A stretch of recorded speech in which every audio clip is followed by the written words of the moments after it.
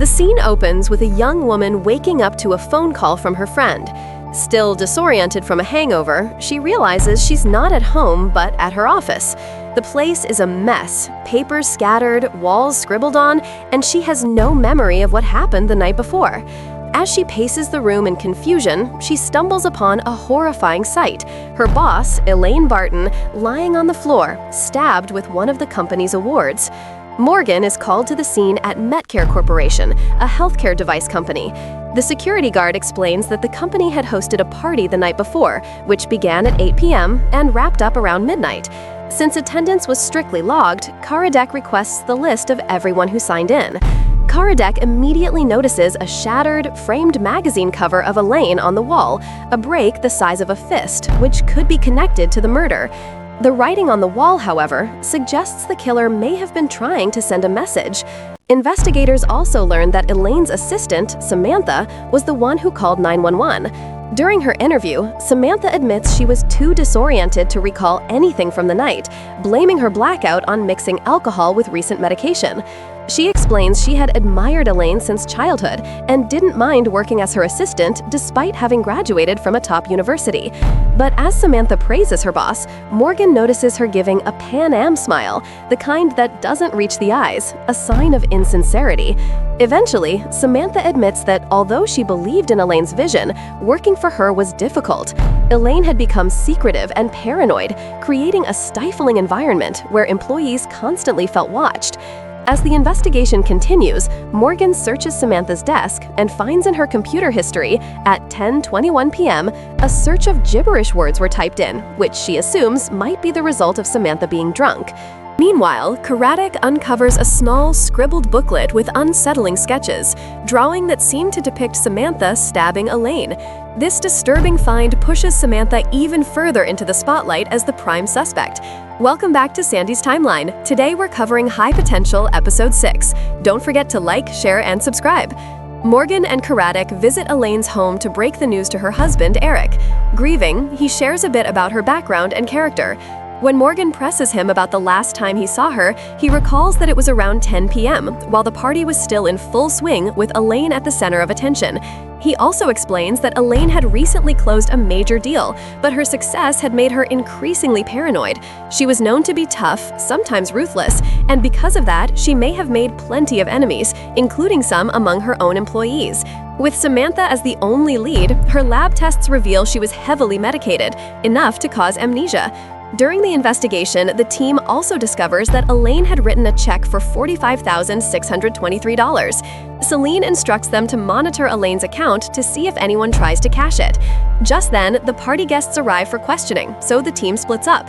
From the interviews, Morgan deduces that Elaine's time of death was around 11 p.m. Karadec asks how she reached that conclusion, and Morgan explains that she obtained a copy of the party playlist from the vendor. According to it, Rolling in the Deep was performed by Wanda at 10:53 p.m., right before employees heard Elaine arguing with an unknown person. The entire sales team then sang Since You've Been Gone from 10:58 to 11:01, a loud performance, yet the argument was still audible over the music. Afterward, Amanda, the receptionist, performed Nothing Compares to You, a much quieter song, during which no disturbances were reported. Since Elaine was not seen again, Morgan concludes she was killed in the brief 3-minute window between 10:58 and 11:01. New evidence reveals that security officer Denise had mingled with the party guests and interacted with Sam. Her lipstick was even found on a photo booth strip tucked into Sam's dress. Confronted, Denise admits this and adds that she also saw an unfamiliar woman in the bathroom. When Denise tried to follow, the woman escaped into the elevator shortly after 10 p.m. Denise describes her as an average-built woman with brown hair and an insulin pump on her arm. Morgan recalls seeing someone fitting that description featured in the company's medical branding, and Denise confirms the identification. Meanwhile, the team tracks down another suspect, Carmen Jimenez. Her family reveals that her son was one of the early adopters of the Canary device from Elaine's program. When confronted, Carmen admits to being in Elaine's office on the day of the murder, but refuses to explain why. Morgan takes note of the Jimenez home. It's large and elegant, yet sparsely furnished, and a temporary parking pass hints they only recently moved in. Given Carmen's retail job and Arturo's unemployment, Morgan quietly questions how they can afford it. Arturo grows defensive and demands they leave, but when Morgan deliberately spills a glass of water, Carmen removes her hands from her sweater, exposing heavy bruising. With this, the team brings her in for questioning. Later, as Daphne combs through her computer, Morgan notices that a seemingly random word in Sam's search might actually have meaning. If the letters had been typed with hands shifted one key over, the intended search was forever chemical, the same phrase scrawled on Elaine's wall. Pressed further, Carmen finally admits that she and her family had been harmed by the Canary device, which allegedly emitted forever chemicals linked to health issues. Carmen confesses that she entered Elaine's office, scrawled the word forever on the wall, and stabbed a stuffed bird with a letter opener. The blade slipped, cutting her hand. When Elaine walked in, she threatened to sue Carmen for violating her NDA. Carmen claims she left afterward, smashing a picture frame on her way out. Morgan presses her for details, asking what song was playing as she exited.